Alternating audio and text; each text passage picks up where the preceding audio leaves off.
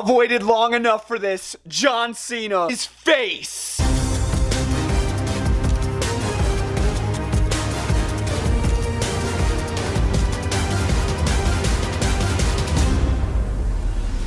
What's up, guys? The phenomenal AJ Styles, and you're watching Bretto. My name is Bretto Live, and this is episode 316 of the WWE Action Figure Week in Review Setup. If you've never heard of the Week in Review Setup, this is where we talk about Raw, and we talk about Smackdown in a WWE Action Figure Setup style. I've done 316 episodes, including this one, of this series. It's one of the longest running series here on the Bretto Live YouTube channel. We're going to start off with Monday Night Raw from the Motor City, Detroit, Michigan, and then halfway through the video, we're going to be talking about the Blue Brand B show, in my opinion, Smackdown. If you guys have never heard of Bretto Live YouTube channel, we collect WWE figures over here, and we talk about some of the newest things going on in the wrestling world today. So feel free to subscribe so you never miss a brand new WWE action figure video popping on the Bretto Live YouTube channel. Let's jump into this insane setup, bro. There's some chaos going on over here. Look at all this stuff. We would open up the show with another tribute to Hulk Hogan. I'm so glad Smackdown wasn't the only tribute for him. They're also doing a tribute to him here on Netflix, and it felt so good, man. They actually had some of his family up on the stage in front of all the superstars. It was really heartfelt, man. They had another video for Hogan, a 10-bell salute.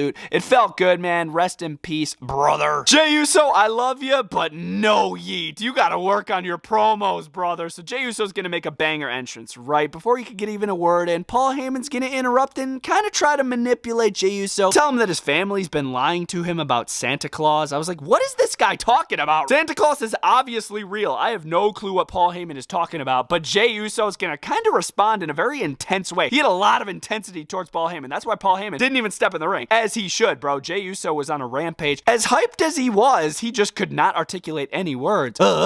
Yee. Definitely a tag team that I did not know I needed. We opened with a 6-man tag team match. It was a mixed gender match. So it was Kairi Sane and Asuka, the Kabuki Warriors, with AJ Styles. Like, what the heck is that? I love it. They fought the Judgment Days, Raquel Rodriguez and Roxanne Perez, as well as this absolute scumbag right here. I think that's Rey Mysterio's like son or something. So it was a 6-man mixed gender match, and it was banging, bro. AJ Styles would launch Kairi Sane over his head to the outside, taking out everybody. We'd end the match with AJ Styles actually getting the pinfall on Dominic Mysterio. Keep in mind, they have a match at SummerSlam. So could that be a little foreshadow? AJ pinning Dom, but for the IC title? Well, we'll have to wait and see, but dang, I didn't know I was going to like this match as much as I did. Sheamus got into it with Grayson Waller one-on-one backstage, and Grayson's like, yeah, I'll take you on, Sheamus, because he thought he was going to have the New Day in his corner, but the New Day hightailed. The New Day was like, nah, we ain't going to back you up, Grayson Waller. Rusev thought he could screw Sheamus over, but Sheamus was ready for him. He would hit him off the apron, and Sheamus would take out Waller with the bro kick, pinning him 1, 2, 3. But then after the match was where it got chaotic, because Rusev was pissed off. He would run in the ring, destroy Sheamus, and lock in the Accolade, and just absolutely annihilate him. So I guess it's not over between Sheamus and Rusev. All right, Lyra Valkyria, let me get it straight. I love you. I think you're one of the best women on the roster, but another one that just kept like forgetting lines in her promo. I was like, oh my God, bro, I'm cringing over here. I love Lyra Valkyria still. Becky Lynch looked to launch a sneak attack on her during her promo, but it didn't work out. Lyra was ready for her. Literally pulled the kendo stick right out of Becky's hand and would beat Becky with it. So Lyra gets the best of Becky Lynch here. Could that also foreshadow at SummerSlam? Maybe Lyra takes the IC title, because if she doesn't beat Becky Lynch here, she can never challenge for that IC title ever again as long as Becky's champion, bro. Straight up. Lyra, oh man, this promo was weak from Lyra. I'm sorry. Love him or hate him, Sami Zayn is one of the best talkers in WWE. He had a little interview with Corey Graves backstage. It was a sit-down interview. It was really professional up until Karrion Kross would get involved, but he didn't attack Sami. He kind of sat down, took Corey's spot, kind of tried to get in the head of Sami. He still wants to hear Sami say the words, Kross, you were right. What is Kross right about? Like, does he want Sami to turn heel? What is going to happen here at SummerSlam? Definitely has my interest. Sami Zayn would leave Karrion Kross speechless after he kind of buried him with words. You literally can't touch Sami Zayn when it comes to talking. He is such a freaking G. Listen to these 4 names: Stephanie Vaquer, Nikki Bella, Rhea Ripley, and Io Sky. That is a 4-woman group that fought Naomi, the Secret Service, and Chelsea Green. And oh my God, if these women thought they even had a chance beating these women, pretend Stephanie Vaquer's right here. I don't have her figure yet, but hopefully soon. So Rhea Ripley's gonna hit a riptide on Piper Niven. Amazing. Nikki Bella's gonna absolutely kick butt in this match. Naomi tried to run away,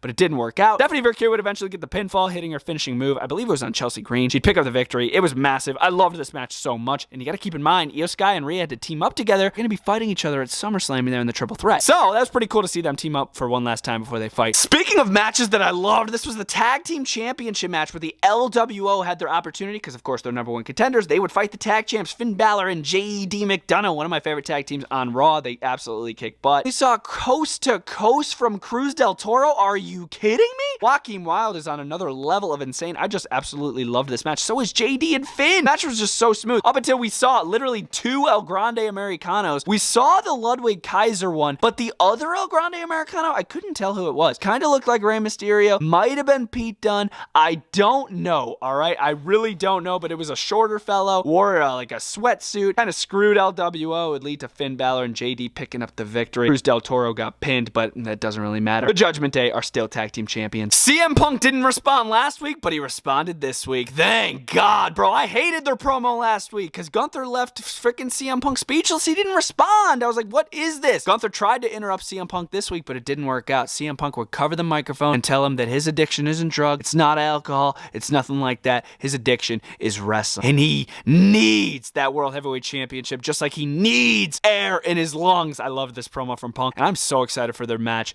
at SummerSlam. I have a pretty gnarly prediction for it. Feel free to check out the prediction video on the channel. It's a wild prediction. Jey Uso must have been drunk or something. I think he thought he would be able to beat Bronson Reed. No way. Anyways, main event, Bronson Reed versus Jey Uso, the man that can't talk. Match would get going, and it would get interrupted pretty early by Mr. Braun Breaker. Braun Breaker would just run down the ramp and spear the living snot out of Jey Uso. It looked to be a little 2-on-1 beatdown because Bronson Reed stepped in. Ooh, is that a custom Seth Rollins Money in the Bank briefcase? Beautiful. So here comes the Tribal Chief to back up his cousin Jey Uso, obviously, but it doesn't go as good as the last couple weeks have, because this time Bronson and Breaker were ready for Roman Reigns this time. They would destroy Roman Reigns, even stealing his shoes. Bronson Reed stole Roman Reigns' shoes. This is like some freaking, like, I don't even know. What are they thinking? Double spear through the barricade. Tsunami after tsunami. They just dominated these two. The match was thrown out the window. Technically, Jey Uso beat Bronson Reed by disqualification, but I don't think they gave a damn. But this was an insane way to end the show. Holy cow. Double spear through the barricade? Come on. I really freaking enjoyed this episode of Raw. I'm going to give it a 9 out of 10. My favorite match was the Kabuki Warriors and AJ Styles versus the Judgment Day. That match was so much fun. I loved that. And my favorite moment had to have been the double spear through the barricade. That was pretty cool. To Roman Reigns and Jey Uso by Braun Breaker. Overall, amazing episode of Monday Night Raw. What are your thoughts in the comments? What do you say we jump into the blue brand? Smackdown. Friday Night Smackdown gave us one of the most shocking promos of the year. I was not expecting John Cena to turn face in the opening of this show. Added up with action figures just like we did with Monday Night Raw from Newark, New Jersey, right across the Hudson from where SummerSlam is going to be today and tomorrow. Feel free to check out the prediction video if you guys missed it. We talk about every single match. Me and Brother Dink, we run through our predictions, so check that out. Here's the exact shirt that John Cena literally just wore when he turned face. I got it in from WWE Shop so fast, as you know. I'm collecting all the farewell t-shirts, except the 2 Saudi shirts, which is annoying, but I was able to get the SummerSlam shirts, which is really cool. Talk about SmackDown. What a moment to open up the show. John Cena opens SmackDwn. I thought he was going to come out. I thought he was going to spew some bullcrap. Because as you know, Cody Rhodes is going to interrupt him right away before John Cena even speaks. Cody, you want the old Cena? I'm right here. I'm back. I'm for the people. I want to leave with this WWE Championship, but I just want to do it so then these people remember me. Man, John Cena is back. This caught me insanely off guard. Still can't believe it right now. This could still be a put on. You never know at SummerSlam Sunday. He still could just randomly come out as a heel and say, you really thought I was back, Cody? You're crazy. Or maybe Cody turns heel. I have a pretty gnarly prediction for this match. It's on the channel, so feel free to check it out. But John Cena supposedly is face. Him and Cody Rhodes slam some real American beers in honor of Hogan, I would assume. So that's pretty cool. Selena Vega had a United States Championship match up against Julia, and I actually kind of like Kiana James with Julia. I think it's pretty good. It's somebody to talk for her because Julia can't really tell a story too well. She doesn't really speak 100% English, so having Kiana James with her is pretty good. Selena Vega came so close to beating Julia in this freaking match, bro. I swear. Kiana James didn't really get involved. Selena Vega kind of just lost the match straight up. Julia picks up the victory and retains the U.S. title. Not bad, bro. She's growing on me slowly but surely. Our AAA Tag Team Champions, Los Garza, Bretto, and Hell, they had a match, or not just a regular match, they had an open challenge for the tag titles. I was like, hey, who's going to respond to this open challenge? It was Mr. Iguana and Psycho Psycho Clown. Heck of a tag team match here. I actually really enjoyed it. Santos Escobar leading the charge on ringside. And as you would expect, Angel and Bretto are going to retain their AAA tag team champions. But man, you gotta love Mr. Iguana in the match, bro. Using his iguana, the puppet, Psycho Clown tearing off his mask. I thought this tag match was great, bro. And still, AAA tag team champions, Los Garza. So Aleister Black had a one-on-one matching up against Damian Priest. Not gonna lie, I was really looking forward to this match, and I was expecting R-Truth to somehow get involved. R-Truth did not get involved, but Aleister Black decided to use a steel chair. He's like, you know what? I don't give a damn about this match. So he just smacks Priest with a chair, and then proceeds to black mass him right over the steel stairs. So the Priest's body falls on the steps, hits the steel. I would assume he hit his head pretty freaking bad. Aleister Black absolutely on a rampage. Bro is 100% heel if he wasn't already, and I love it. He doesn't give a damn about Damian Priest. This is great. It's definitely not over. So Tala Tonga had his in-ring debut, right? Whoa. Look at that belt holder for that John Cena. Holy cow. New review on the channel. Anyways, Tala Tonga would fight Jimmy Uso one-on-one. Match was alright. Nothing too crazy from Tala Tonga. He picked up the victory pretty easy over Big Jim Uso with a chokeslam. After the match, Solo Sikoa, he ordered for the steel cage to be brought down. So I guess he asked for the road crew to set up the steel cage on SmackDown just so that he could bring it down and assault Jimmy Uso. But it didn't work out in time. Right before the cage came down, Jacob Fatu got into the ring. The cage went down, and then they were locked in there with Fatu. Solo and Tala Tonga escaped, but Tonga Loa and JC Mateo weren't too lucky. They would receive moonsaults from Jacob Fatu, and Jacob Fatu once again backing up Jimmy Uso. So heartfelt. I love it. Their steel cage match is going to be crazy. Logan Paul and Drew McIntyre attacked Jelly Roll earlier in the day when he was training for his match here at SummerSlam. They attacked him. Randy Orton wasn't there to back him up, but this time Randy Orton might have been there. So Logan Paul and Drew McIntyre are going to cut a promo, and the best part of the entire thing was when Logan Paul called out that darn green shirt guy who goes to every freaking wrestling show, or at least every big wrestling show. So Logan Paul called him out. He's like, he's the worst of them all. It's like, I'm with Logan Paul. Let's go. I'm kidding. I have nothing against the green shirt guy.